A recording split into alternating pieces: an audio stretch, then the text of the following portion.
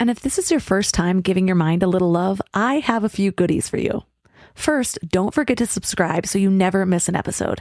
And second, sign up for the Morning Mind Love. Think of it like a weekday oracle from your highest self to help you start each day with a positive focus. Plus, you'll get 2 gifts absolutely free: a 30-minute binaural meditation and 30 days of journaling prompts to help you remember who you truly are. So join over 9,000 people and go to mindlove.com to sign up. Welcome to Mind Love, episode 291. Today's episode is all about 7 quantum tools to elevate your mind and create your reality. So this is one of the most powerful things that any of us can do, because our subconscious mind takes on the stories that we've been told. So as a child, we don't have control over what we've been told. We don't have a say in the thoughts we start thinking, because they're very well-meaning adults telling us things like be realistic, or shut up and sit down, or you don't get to have a say in that, or whatever it is. But there's no, again, very well-meaning adults. And so we pick up these programs along the way that aren't true. And in order to reprogram and rewire our subconscious and our conscious mind, we have to understand how to operate the vehicle. I talk about this a lot. So most people in personal development, they read one book, they go on one retreat, they barely do anything, and then they say it's not working. But the truth of the matter is, it's just like everything else. You've got to make a lifestyle around it. Turn up your frequency with Mind Love. Bite-sized brain hacks for seekers, dreamers, and doers. It's time to give your mind a little love with your host, Melissa Monti.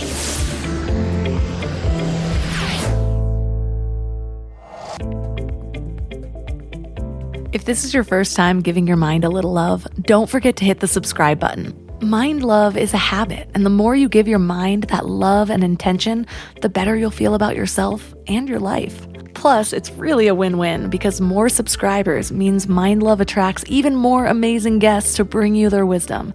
So don't forget to subscribe. Have you ever experienced magic? Like a synchronicity just too coincidental to happen without a reason? Or maybe instant karma, where the universe matches your energy so fast, it almost feels like a cosmic joke. I feel like these things happen to me most often when I'm on either side of the energy spectrum. So either my vibes are intensely high and the universe rewards me, or I'm epically low, doubting everything I believe, and I'm shown that it's all a reflection of my mindset. So maybe I wake up in a terrible mood, hating everything and everyone, and then I'm hit with an obstacle every step of my day. Like I stub my toe in the bathroom, I drop my toothbrush in the toilet, a delivery truck is blocking in my car, and then I get stuck behind the slowest person ever to drive a vehicle. Or I choose to trust in something greater than myself, and opportunities just seem to blossom with my every move. I wouldn't say this is the best example of my life, but it's the one that's coming to mind. So one time when my husband and I had first met, we were youngins on a pretty tight budget, and we decided to go to a foosball tournament in Vegas. And yeah, that's right, I have hidden foos shark talents. Well, we were walking on the strip, looking at all the menus, thinking about how expensive everything was, and we were getting stressed out to where we were picking little arguments with each other. Well, I remember we finally started laughing about something, and we looked at each other and said, let's just manifest free food. Literally those words, and I do not know what we had in mind. But a few minutes later, this extremely short couple started chatting with us and invited us to their table. Well, they ended up buying us dinner and then proceeded to take us gambling, handing us hundreds of dollars the whole night. I actually even lost my phone that night and had it graciously returned, which has never happened to me in Vegas, and believe me, I have lost a lot of phones in my party days. Well, everything just lined up perfectly the entire weekend, and we truly believed that it was because we chose gratitude over stress. And yeah, sometimes that was easier to do in my 20s, when I only had myself to take care of. Especially because now it seems like we're always fighting against time. We get stuck in this mindset that there's not enough time to do the things that light us up, whilst building our businesses and making sure our children's lives are wonderful.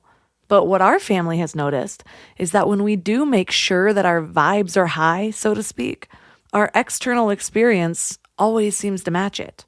One example that's just undeniable at this point is with my husband. His favorite thing in the world to do is snowboard, but he also has to run a business, so there's not always time.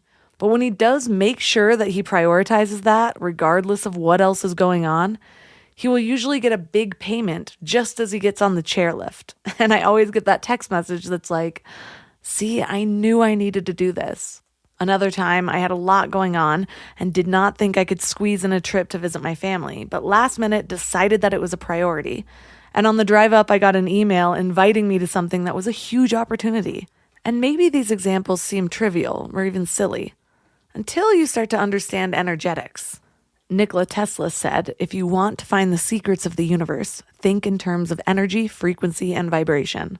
Well, one of my goals for this podcast has always been bridging the gap between science and spirituality. And while the law of attraction gets a lot of criticism, it's hard to deny its links with quantum physics. It's also interesting how many of the most successful people in the world seem to live by a certain set of laws. So maybe they have the secrets or the tools that the rest of us are seeking. And maybe these tools aren't as complicated as our ego minds make them out to be. So today we're talking about 7 quantum tools to raise our energy, and in doing so, will help us manifest the lives that we were always meant to live. Our guest is Suzanne Adams. She's a successful thought leader in the field of personal development, energetics, and leadership.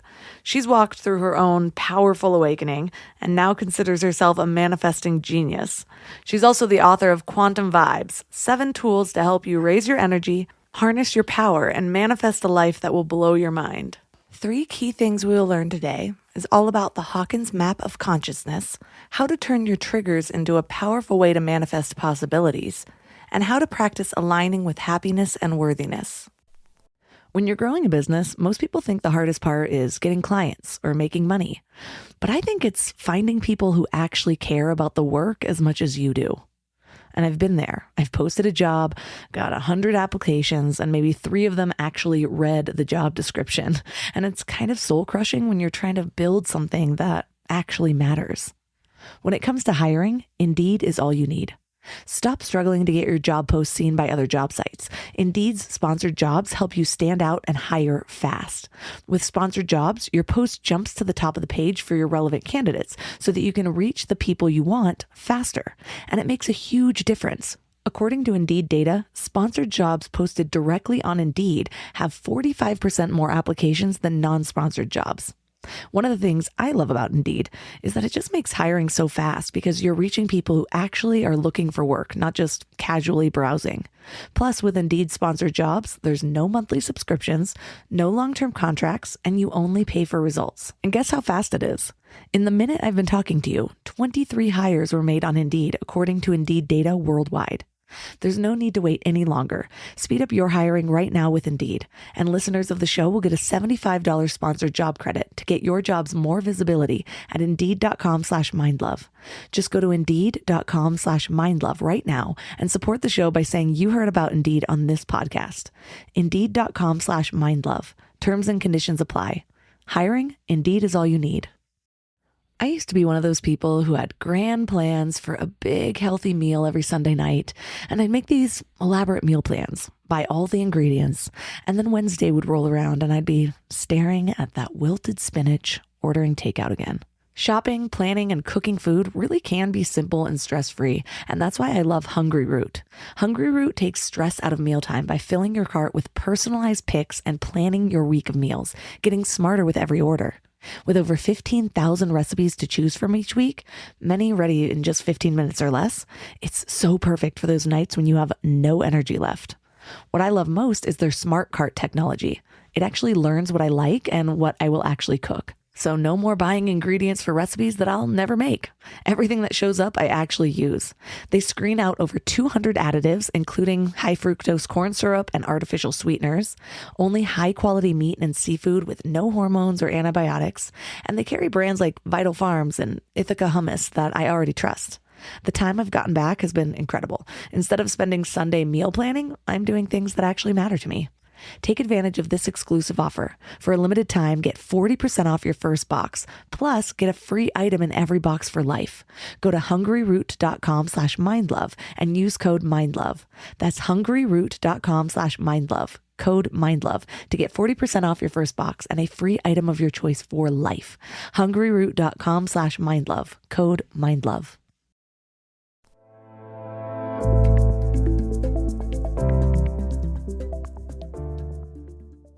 And now let's welcome Suzanne Adams to the show. Thank you. I'm so happy to be here. Excited to dive right in. So what led to your quantum moment, as you call it? And how did you eventually find your purpose with sharing these quantum tools? So a quantum moment, for, most people don't know what that is because it's a term that I created. And a quantum moment means a moment in time where it's almost like everything stops and you see something from a different perspective that you've never seen it before. And it's like that line in the sand where there was before this happened and then after this thing happened. And it's like a moment that changes everything for you. And I think many of us have quantum moments, some more magnificent and spectacular than others. And for me, one of my most powerful quantum moments was in 2013. And I was living a life that felt very superficial, meaning there wasn't a lot of depth in meaning and purpose. It was more like I was just checking boxes, searching for fulfillment, really kind of living this unconscious human life. And I got to a space and place where nothing was really working out the way that I had wanted it to. And I was depressed. But in the moment, I didn't know I was depressed. In hindsight, I can crystal clear see I was depressed. And I chose a numbing mechanism because all of these feelings that had been bubbling up in my body began to come to the surface and I didn't want to feel them.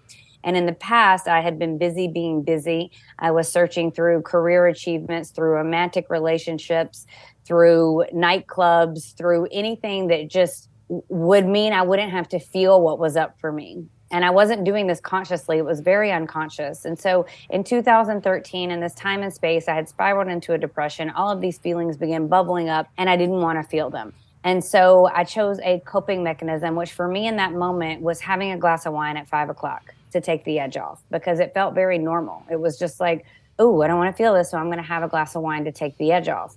And it was never an alcohol addiction. And I want to be clear on that because I think so many of us have these different numbing mechanisms and we're not aware of them, whether it's, watching hours upon hours of Netflix every single day or scrolling on social media for 4 or 5 hours, or if it is alcohol or another substance or being busy, whatever it is, there are all of these ways that we can escape from our heart and our soul and our mission and our purpose and all of the things that we're meant to enjoy in this life because we don't know they're waiting on us.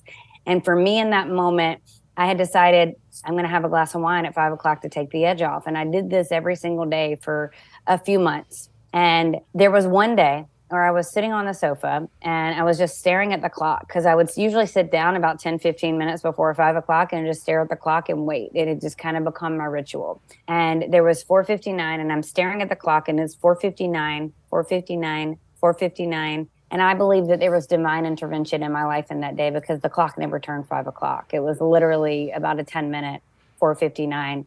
And it was long enough for me to connect to something inside of me that I had not let myself hear. And all of a sudden, I heard this voice just like coming in so crystal clear from the center of my chest and in my body saying, girl, what are you doing? There's so much more to life than what you're currently experiencing. What are you doing? There's so much more. And in that moment, I fell to my knees and I looked up to the sky and tears are streaming down my face. And I just said a prayer. I said, show me the way. I'm willing to get myself out of this. And in that moment and in that day, that was my quantum moment because I saw something from a different perspective and from a different lens. And I became a different human being. And I connected to my inner guidance system. I connected to my wisdom in a way that I never had before. And instead of going to get a glass of wine, I went and grabbed my computer and I started Googling. I started learning everything I could, finding books, podcast retreats, mentors. There were some some interesting things that had happened to me in years before where people were planting seeds, a shamanic astrologer and a different energy healer that I had happened upon through luxury spa trips, because I love that kind of thing. And so I started putting all of these puzzle pieces together, and I led myself into a new conversation, and I led myself into a new space, and I led myself into alignment with my heart and my soul and my purpose and my mission. And nothing has been the same ever since. And I've today have created so many dreams that blow my mind. And the truth is I'm just getting started still. I feel like you told part of my story. I know exactly what you mean about the numbing agents. I know what you mean about that moment that time stands still. Only for me, it always happens the last minute of the dryer time. So I don't think it's divine intervention. I think it's just that I have a shitty dryer. But I love the way you specified that it wasn't an alcohol addiction, because about 460 days ago or something, I finally gave up alcohol because it was one of my numbing agents, and I never felt addicted to it per se. But it was a hard thing to kind of discern, because I don't know, like when I gave it up, I wasn't having these weird withdrawals or anything like that. And it changed so much over time that it almost made it more difficult for me to see that it was a numbing agent, because yes, I partied a lot for like a decade. And I mean, if you look at the amount I was drinking, that's alcoholism by anyone's standards. But even then, it was more like I just needed to escape. I needed to be busy. I couldn't be alone with my thoughts. And so I made so many different little steps of progress over time that when I was in my 30s, I'm like, well, I'm not drinking like I used to. I'm having a glass of wine at 5 o'clock, like, and so it was difficult to see it as negative, or as a problem, I should say. But the issue was that it was taking up so much thought before I would have it. It was distracting me from doing anything else after that.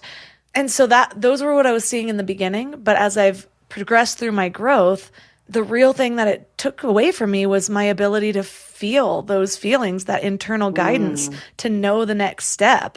And so I totally relate to that. And I mean, even now, having given up alcohol, now I have to watch my social media. And what I notice though is when I am doing all the steps to stay aligned with my bigger purpose, those things don't even come up. But it's like when I feel like I'm like, oh, taking a break from it or making excuses, and not saying that we don't deserve to rest, but it's a different energy for me. When I'm stuck in self-doubt, when I'm pretending it's rest and instead it's a bunch of doubt, it's a bunch of basically not believing in myself. So giving more energy to those limiting beliefs than to the dreams that I want to fulfill.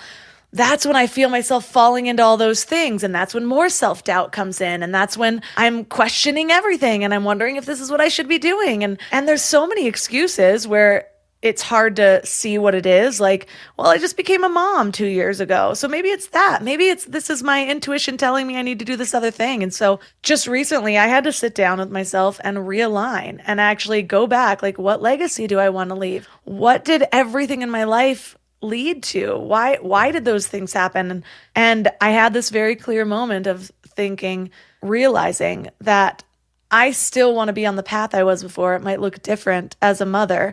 But once I committed to that, then I had to get really serious about my daily behaviors. And so I'm working through those things right now. But one of the things that you talked about that really helped you find that alignment was Hawkin's map of consciousness. What is that, and what did that open up for you?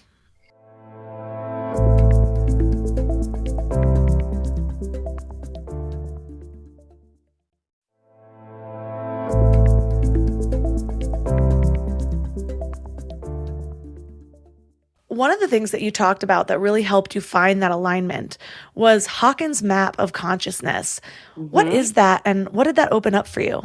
Yes. So I know you're referencing this from my book, Quantum Vibes. And I just want to say that for anyone that's listening, that's like, where did that come from? Because when I was awakening, I wanted to understand how to be happy. I wanted to understand how to create freedom. I wanted to understand how to activate my power. And one of the things that taught me that was understanding energy. I believe energy is our most powerful superpower, and it's one of the most underutilized things in the human species. It's one of the most underutilized tools because we don't know how to operate our energy. And what you were just saying about going down the rabbit hole of letting the voice of doubt step in and understanding that you've got to shift and change. We all go through that, and we all go through that at every next level. And when it's really about the frequency that we choose to activate, and about understanding where to plug into, and understanding that we all have a unique soul blueprint. And what does that look like? And what you were saying is you feel the call to open your channel and therefore not have alcohol. Some people need to move their body more. Some people need to change what they're eating. Some people need to start meditating. And we all have got to figure out the different path for us. And so when you think about it, the Hawkin scale of frequency and vibration, what that did for me is it gave a little bit of tangibility to energy.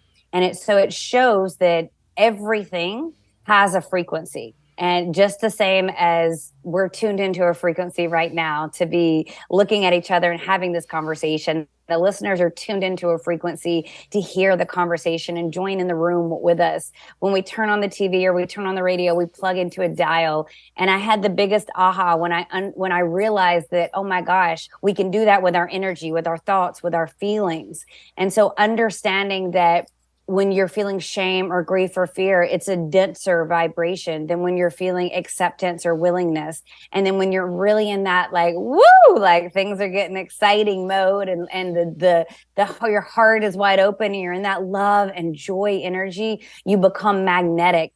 And I think there's a story in personal development that's not serving people, that has been around for a long time, that says we've got to stay in that lover above energy without feeling any of the other feelings or frequencies. And I disagree with that because I believe we're on a human experience and the human journey. And sometimes we're going to feel sad. And sometimes there are some things we're going to need to grieve. And some days we're going to be triggered. And so when we can create the emotional intelligence around how can we be aware of these feelings and how can we hold a higher frequency at the same time of being able to hold some of these lower level vibrations, we create what I call a big energy. And in that, you're really able to start to utilize your energy where you can become magnetic and you can manifest things, and you can not be upset if you're up and down on that vibration scale because you know that you're going to thrive and live in the higher vibrations, and it's okay to feel some of the denser vibrations.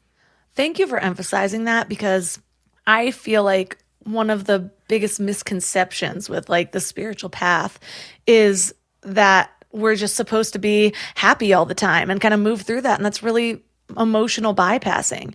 And that was one of the things that got me stuck in my downward spiral in the first place, was when I experienced a bunch of trauma and I thought that strength looked like just ignoring it and putting on a happy face.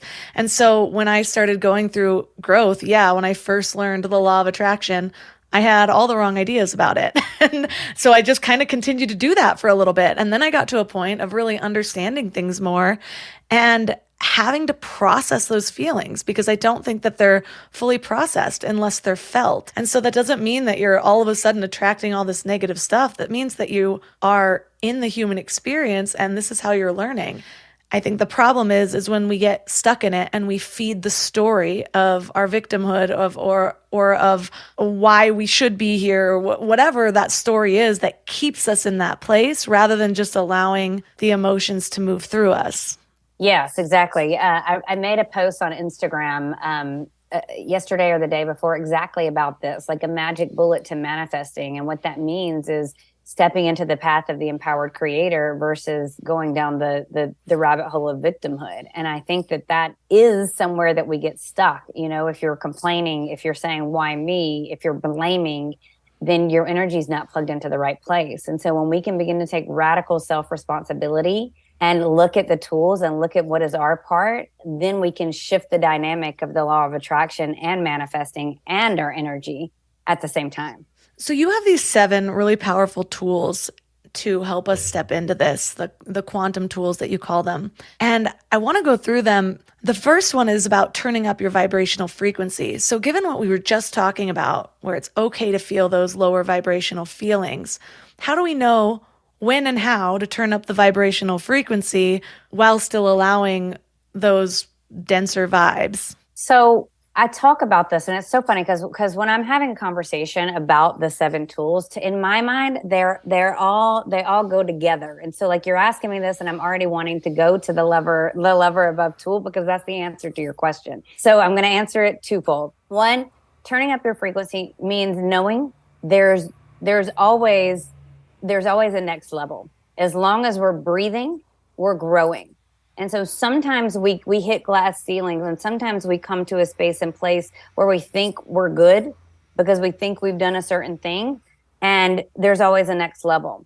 To get to the next level, you've got to understand how to alchemize the feelings that you're feeling that aren't at the top of the vibration scale. So meaning you get triggered, or meaning you have the voice of doubt comes in, or meaning you have the thought of, who am I? I don't deserve this. And you're really feeling out of alignment. What you need to do is you need to really understand that the power of your alchemy with your energy is in your heart. It's giving the keys to the ignition, to the road of your life, to your heart, to your higher self, to the divinity that lives in your heart. And when you can surrender to that space inside of you, you create space for all the denser feelings. And that in itself turns up your vibrational frequency. I love that. I remember learning that the spectrum of our emotions will basically spread it out on either way. So those really low moments that you feel, allow for those super high moments, which is why I personally hated depression medication. I know some people have a different experience, but for me, I felt like it just kept me right in the middle. So I was never feeling really low, but I was never feeling really high. And then actually after a couple months, I still felt really low anyways, but that's a different story.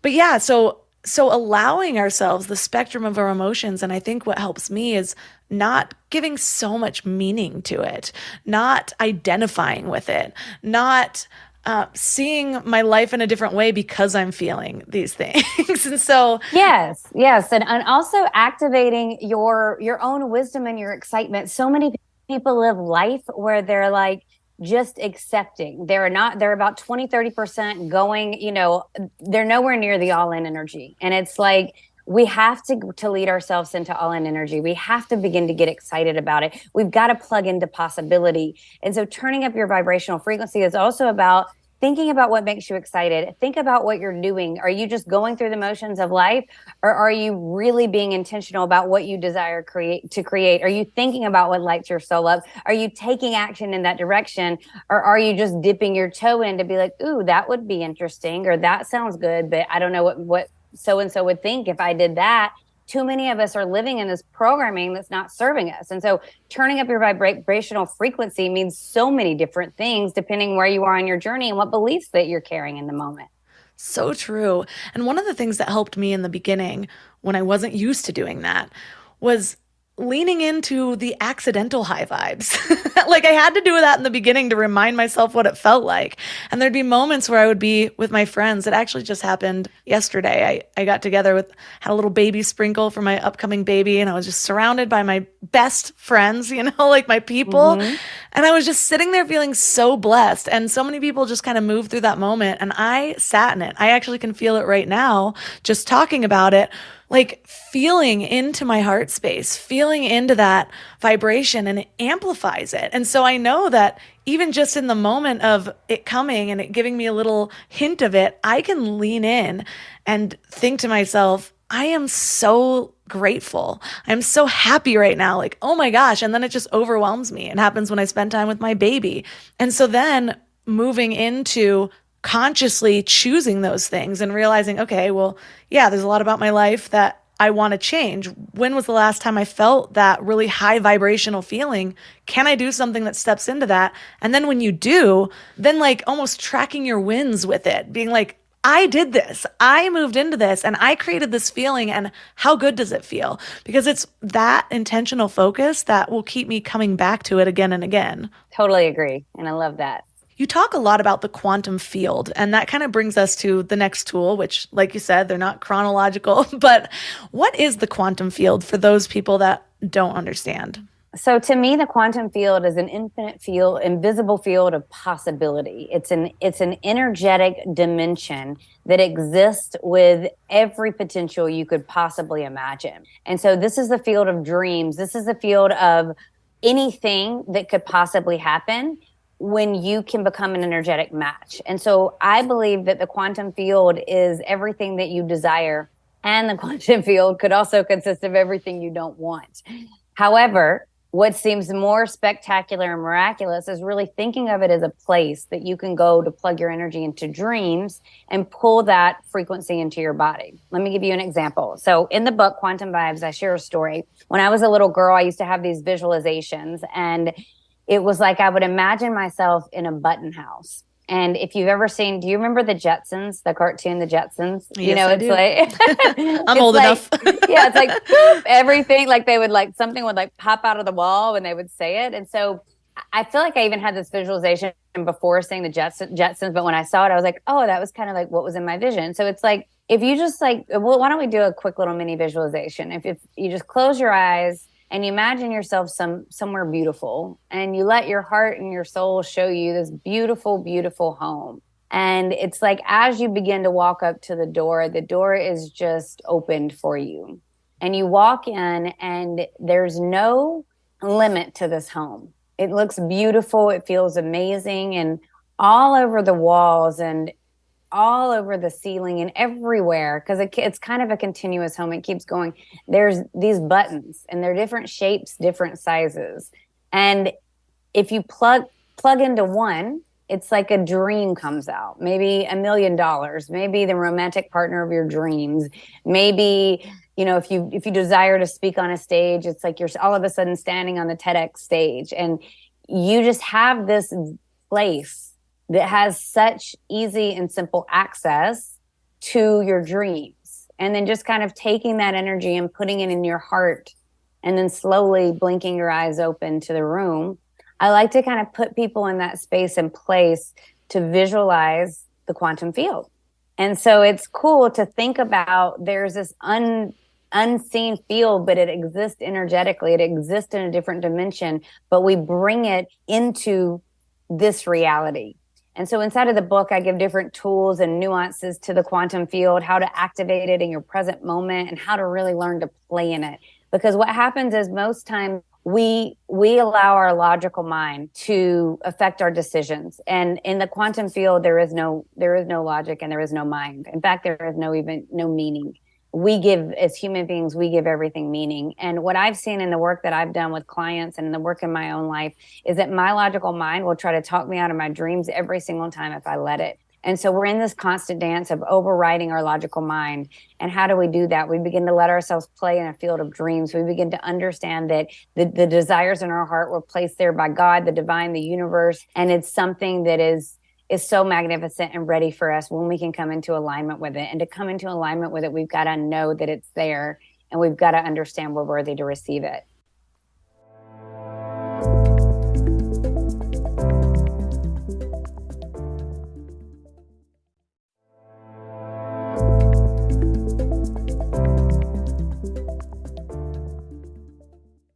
I really liked that visualization. It was like a fun one that I felt like I could really step into. Mm-hmm. Plus, it makes you think. It makes you think, well, what do I want to be behind this next door? Mm-hmm. What do I want to exist in this home for me? And I have been practicing when I meditate, because I have a pretty consistent meditation practice. But what I've recently added again, that I used to do, but for some reason fell off the wagon, was when the meditation ends, I'll sit there for another 5 minutes, and that'll be my visualization time, because I feel like my mind is just perfectly primed for that. Mm-hmm. It's finally clear. It's finally free of the stresses. And then instead of just going about my day thinking, what do I need to do next, and moving into an old energy, I sit there and I amplify it with those good feelings and the visualizations, because I do believe that that's probably the most, either maybe that or right before bed, might be the most powerful time to visualize. Mm-hmm. I agree. It's a very powerful time. Yes. So you actually had somebody ask you a question that reminded me of the visualization that said, what would you do if you had no limits? And for some people first approaching that question, they might be like, well, what do you mean? Maybe I don't have limits. Why was that question so meaningful? And what are some examples of things that come to mind that help people break beyond whatever limits they're holding?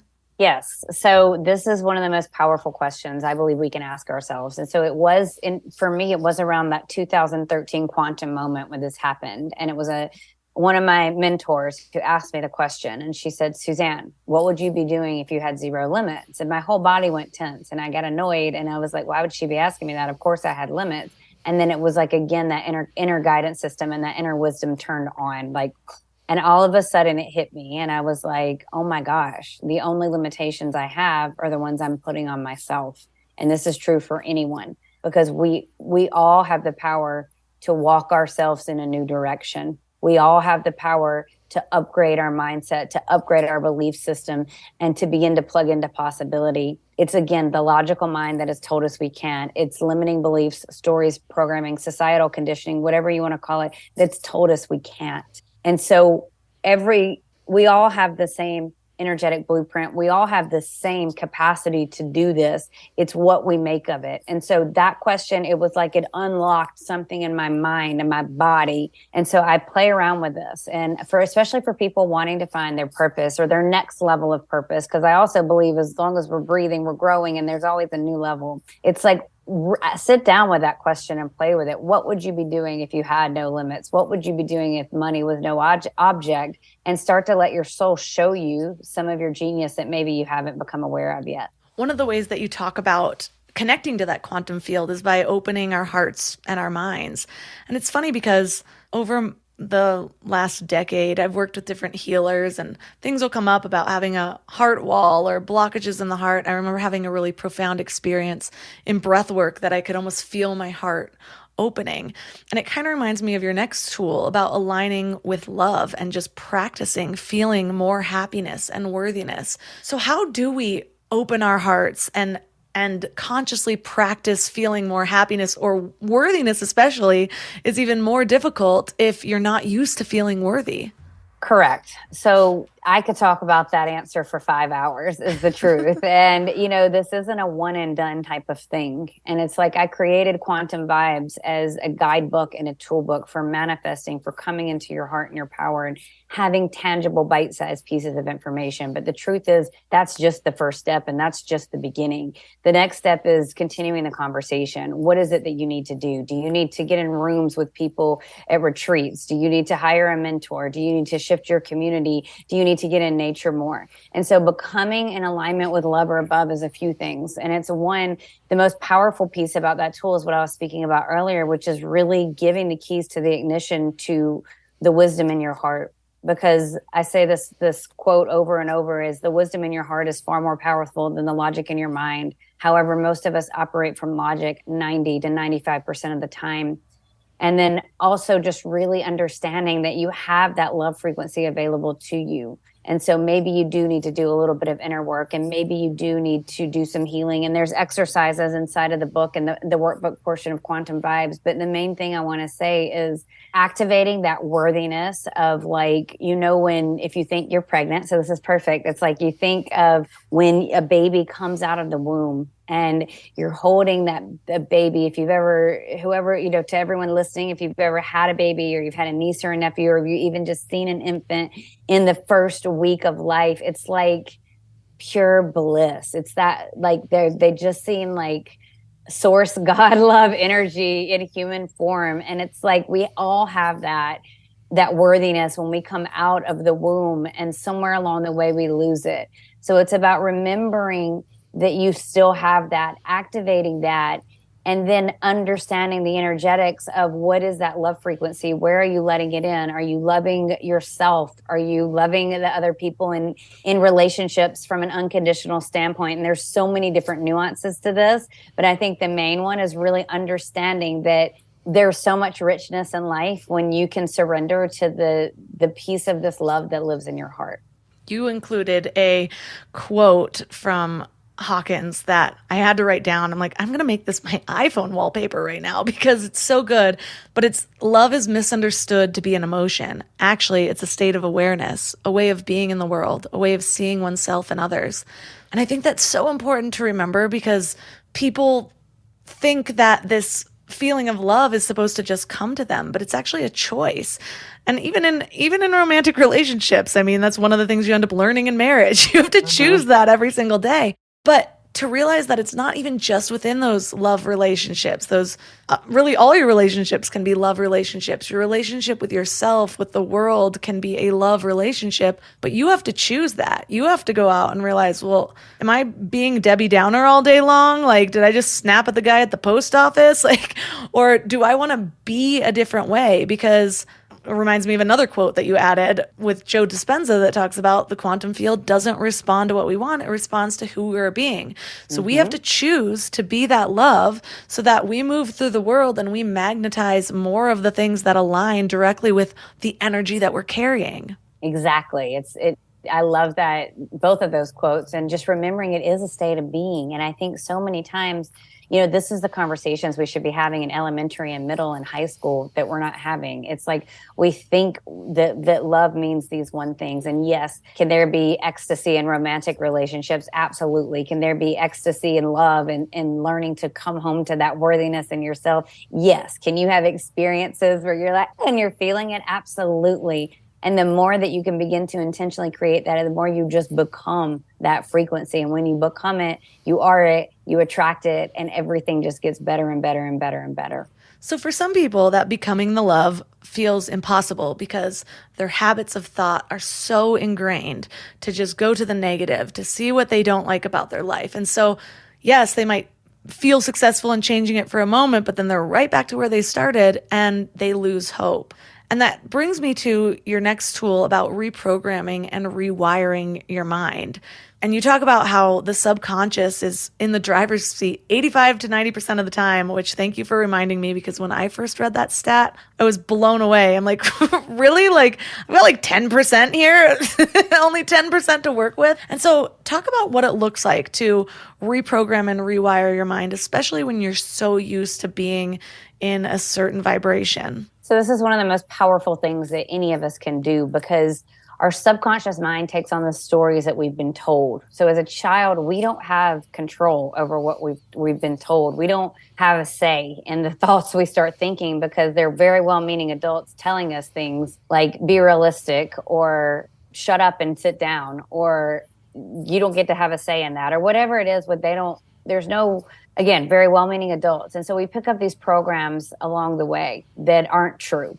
And in order to reprogram and rewire our subconscious and our conscious mind, we have to understand how to operate the vehicle. I talk about this a lot. So most people in personal development, they read one book, they go on one retreat, they barely do anything, and then they say it's not working. But the truth of the matter is, it's just like everything else. You've got to make a lifestyle around it. You need to become a place. If you're having negative thoughts constantly, the first thing you do is become aware of it. The second thing you do is you say, I'm going to immerse myself in the personal development conversation. I'm going to read in every book that inspires me, that looks exciting to me. It doesn't mean you have to make it like a chore. It means what feels exciting. You begin to have more and more conversations like this one. You understand that when you can reprogram and rewire your mind, and you understand all the nuances. And again, I break this down in very tangible bite-sized pieces inside of the book. But what would happen if your subconscious mind was programmed to ride alongside with your soul and your dreams? And it's like the autopilot version of you is just busy like attracting all these amazing things. And so you don't even have to think about it, because honestly, I think that that's where I am in life, is that I've been doing this, the reprogramming, the rewiring so long that subconscious, are there still things I'm not aware of course, but is the bulk of it programmed on track with my heart and my soul and my mission? Yes. And that's when life starts to get really juicy and magnetic. But where most people go wrong is they say, well, Suzanne, I meditated for 3 months and nothing's happening. Well, Suzanne, I went on that one retreat, or I did that one program, or I read those 2 books. And it's not like that. It's a lifestyle. It's just the same as you're not going to, if you want to feel good in your body, you're going to create exercise and healthy eating that nourishes your body. And maybe it's like the 80-20 rule. You do it 80% of the time good, and 20% you cheat, or 70-30, or whatever it is. But you find your unique soul blueprint. With reprogramming, rewiring your mind, people are busy listening to media, watching news, doing all of these things that have nothing to do with consciously reprogramming their mind. And so it's like, you've got to decide that this matters to you and create the decision to get in rooms with people, inspire you, have conversations, and understand the way your mind works and understand how you can reprogram it. Talk about the brainwaves for a second, because that just fascinates me. And I know that you say that theta is the ticket to those quantum moments that we were talking about to become a super attractor. So break that down for us. Okay, so there's 5 different brainwaves, but the only one I really want to focus on today is theta. And the reason why theta is so exciting is when you get in the theta state, you can access your subconscious mind, meaning you can influence it. So theta is that space and time where, if you've ever, gardening is what's coming to my mind. Like, let's say someone loves to garden and you're in the garden and you lose track of time, or if you're cooking and you're doing something and you're just so, you're unaware of everything else because you're so focused on what you're doing, you go into those theta brainwaves. Meditation will take you there. It's that state you're in at night right before you go to sleep, and it's that state you're in the morning where you're not fully awake or aware, but your eyes are open and you're in that theta state, that theta brain state. And what that means is the door to the subconscious mind is wide open. And so what I'll do oftentimes is I have a sleep meditation that I created that I'll put on right before bed.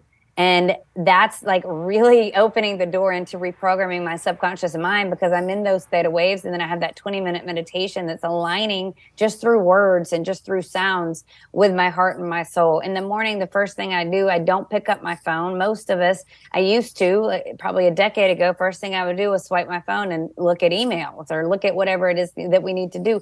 That's the door to your subconscious mind. Don't waste it. It's like you wake up and you have that moment. What if you could drop right into a visualization? What if you could begin to set a powerful intention? What if you got out your journal and really started connecting with your heart and your soul in a new way? What if you dropped right into a different meditation? So it's like utilizing those times where your body's automatically in the theta state will create magic.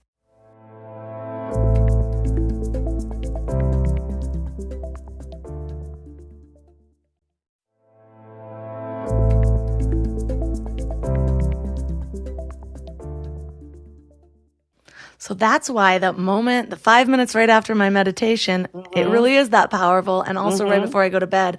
What I think I'm going to add is when I'm still laying in bed, my first activity when I get out of bed is to go meditate, because it's just the easiest thing to do. I'm like, well, it's basically like almost asleep sitting up. Yes, exactly. But there's still usually that 5 minutes that I'm laying in bed, just feeling how comfortable the bed is. I'm going to start visualizing during that time, because I know that it's just most receptive. And what if I'm not consciously deciding what I'm going to put into my brain right there, what ends up happening in that 5 minutes is, you should get up. No, you don't need to get up quite yet. I'm already like beating myself up kind of. And then it's like, okay, finally get up. And so I'm wasting that time anyways, just kind of instilling self-doubt. So might as well be like, okay, yeah, you're going to lay here for 5 minutes. You're always going to lay here for 5 minutes. So you don't need to make the choice every day. You don't need to negotiate with yourself. And play with your mind, play with your imagination, play with your dreams. Love it. That's such a powerful tool and idea. Yes, for sure. And that actually brings me to the next one, because right there is sort of an example of repurposing energy. I'm going to use it in this possibly negative way, so might as well turn it into something more positive. But what especially interests me about this is how you talk about turning your triggers into a powerful way to manifest new possibilities. And I do feel like people are more triggered than they've ever been in my whole life. Like, it's like people are glorifying triggers and being offended, and I'm not down with it. So what does it look like to turn those triggers into a way to open up possibilities? So when we're triggered, there's something inside of us that needs to be healed, needs to be seen, needs to be looked at. And so what oftentimes we do is we're triggered and we just start reacting, which is what you're talking about. You see on the internet, it's like,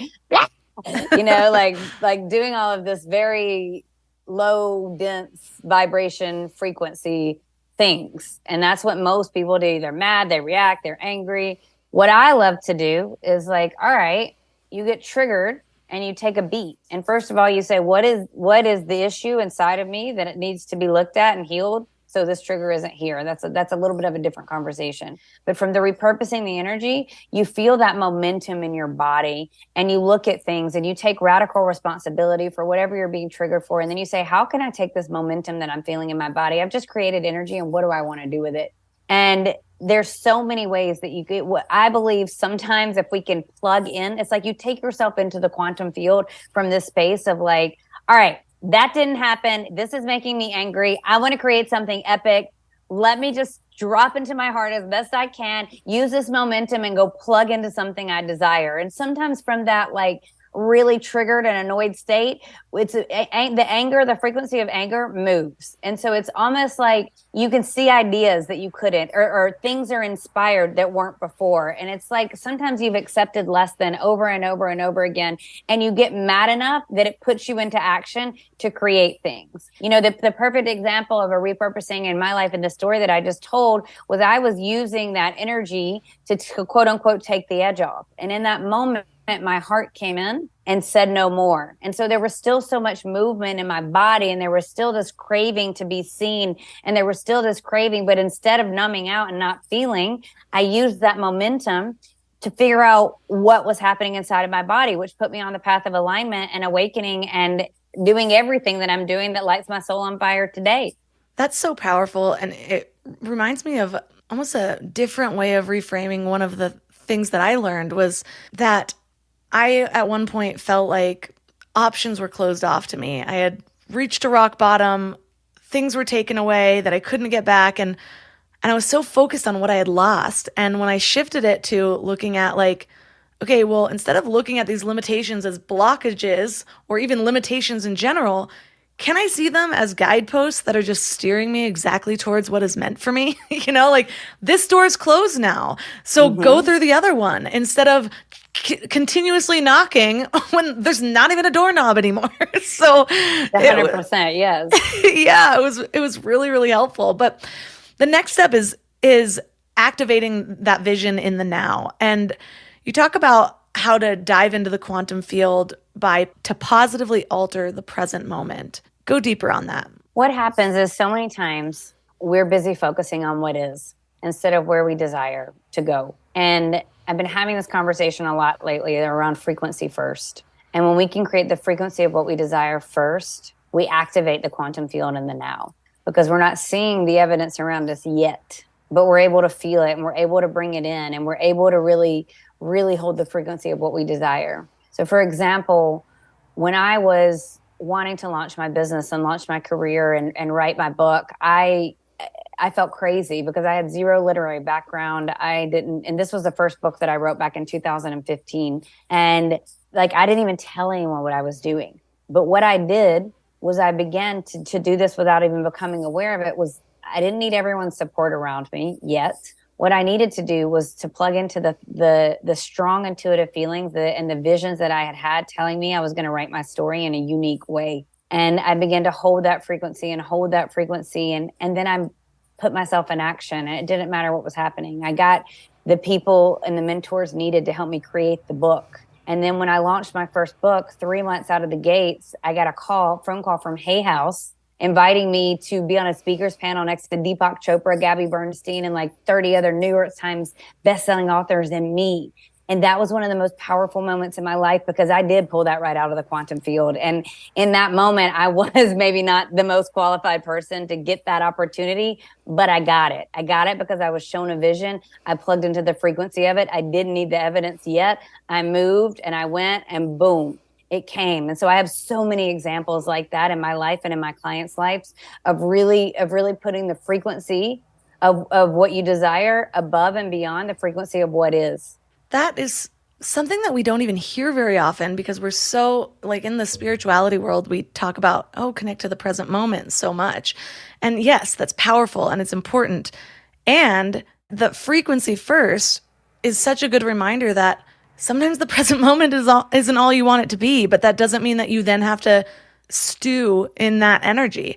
That can be your trigger to create in that moment. Like, yeah, I'm right here in the present moment. I don't know if I like it. So can I create something else? Can I use this time to shift, to dream, so that the next time I'm in the present moment, it feels a little bit better. You're bringing the dream into the present moment by the way that you feel. And so it's about becoming a master level of monitoring your own frequency. Whereas you can see chaos in front of you, but you're not plugged into it. You're plugged into the quantum field of where you want to go, regardless of what's happening in front of you. So you are in the present moment, but you're in the present moment of a different timeline, of a different frequency, of a different way of being, while looking at whatever's happening around you and not giving it your energy.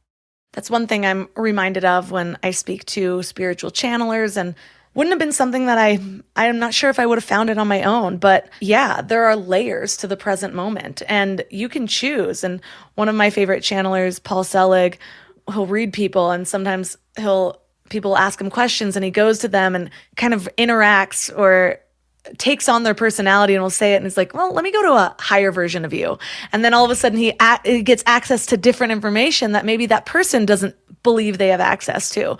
So we have that power too, to then decide, okay, this is the realm I'm in right now, but can I access a different layer of this present moment to access the higher frequency, see what possibilities are there.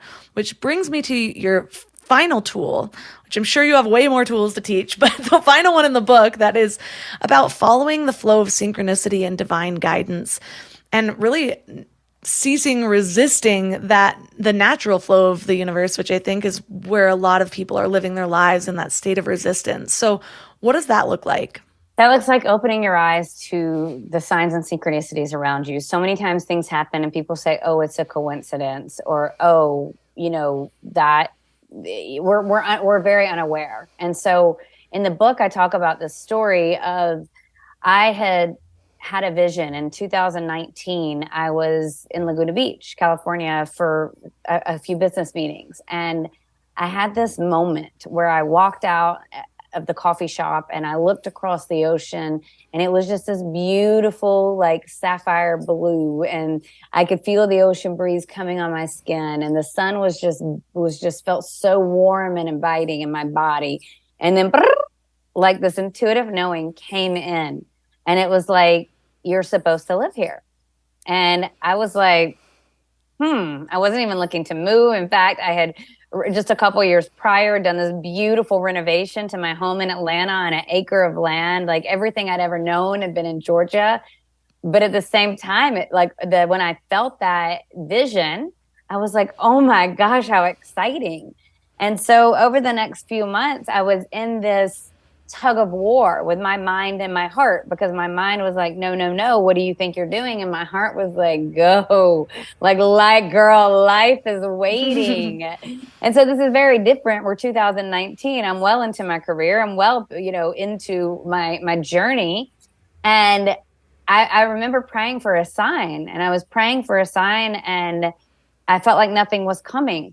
And I won't tell the whole pieces of the book, of the story, because I don't want to ruin it for those that are reading the book. But basically, there was a woodpecker that was coming to give me a message, and it was very disruptive. I had this whole speaking event, and there was this woodpecker coming, and it was driving me crazy. And this went on for a few days, and I ended up, the woodpecker, if you look up the spiritual symbolism for woodpecker, and again, I have the exact thing it says in the book, but it's basically like, all doors are open for big opportunity. It's time for you to follow the nudges, and like all of these things. And I was like, oh my gosh, it took a woodpecker nearly tearing down my cedar deck for me to get the sign. And here I am, a pretty aware, conscious person, and it's still like, it had to beat me over the head. And so I give a few other examples in quantum vibes as well. But every single day we're being guided. Every single day there's signs being given to us,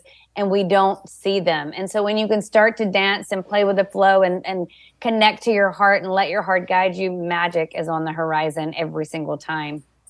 I had an experience of seeing one of those signs in hindsight, which was so weird, because usually for me, it's like, okay, there's the sign, and then it moves me to take action. But instead, in this situation, it was still my biggest rock bottom moment. And it's the one that I've had to consciously reprogram how I think about it, because for a long time, I'm like, this thing nearly ruined my life. This person nearly ruined my life. Why did I waste so much time? Started using limitations as guideposts. It really did. I mean, I wouldn't be who I am, have what I do, speak on what I speak about today if it wasn't for that person. But, every now and then I can end up getting sucked into like this self-pity thing of like, God, what would have happened if I would have figured this out 10 years before instead of wasting all that time in my shame spiral or whatever. And then I had this memory. He's the one who gave me the book, The Mastery of Love by Don Miguel Ruiz. And it was the breadcrumb that ended up helping me work out of that rock bottom. And I hadn't thought about that in so long, but somebody brought that up at a time that I needed it most, where I was just kind of having one of my moments. And I'm like, yeah, actually the person who gave that to me. And I all of a sudden had like this intuitive download that like him giving me that book was my sign from the universe that was meant for me, that there could have been no other way for me to get here. So to just accept it, stop reverting and going back to those moments of self-pity and just keep moving forward. And it happened at such a moment that I needed to kind of break through a rut that I was sitting in for a little bit. And then I just did. And all of a sudden I was like a powerhouse getting done with goals. So thank you so much for bringing all of these tools. And I mean, I am sure listeners can feel your energy, but I can feel your energy that you carry, and it is infectious. And so I hope people are as motivated to start working these tools as I am. And so for listeners that are interested in learning more about you, your work, and your book, where's the best place for them to connect? Come to Instagram and my website. So Instagram, I'm always there. The highlight bubbles have everything that I have going on. I love for people to say hello to me on Instagram as well. Also, I have free gifts for anyone that buys my book, Quantum Vibes or Girl Awaken. You can find both of those at SuzanneAdamsInc.com too. It should be on the banners right there. And I'm on Facebook as well, but Instagram and my website are definitely the best places. And my handle on Instagram is at Suzanne Adams Inc. SuzanneAdamsinc.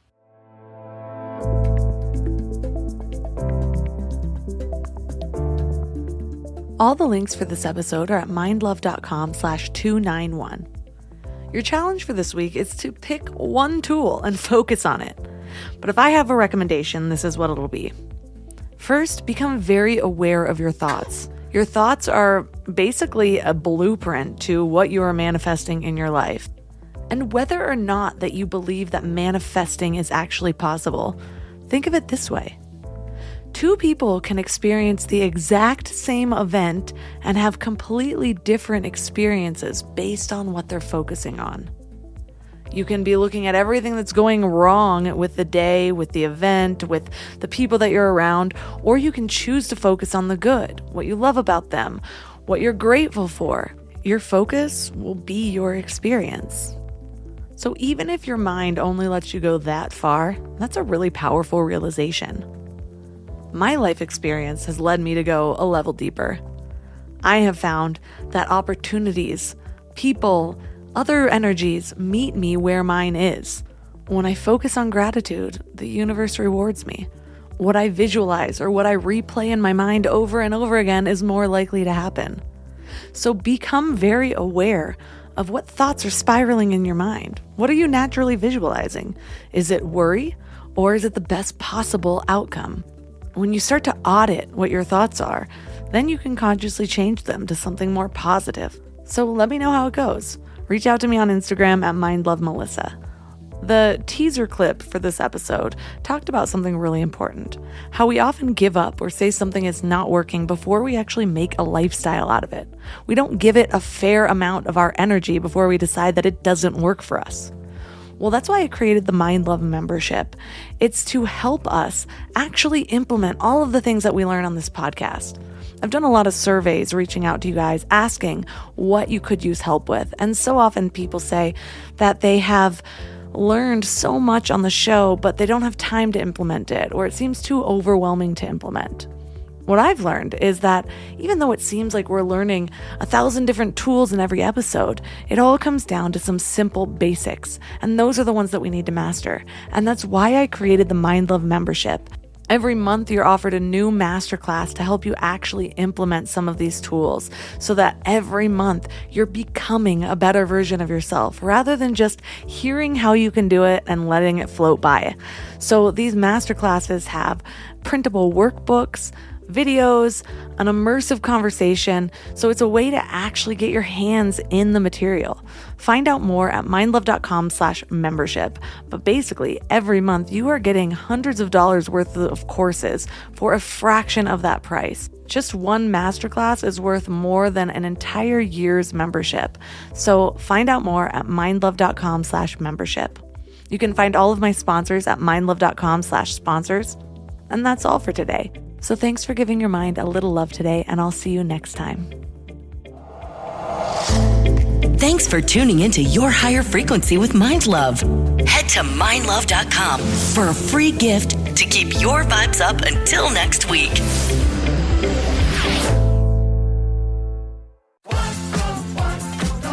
Wherever you go,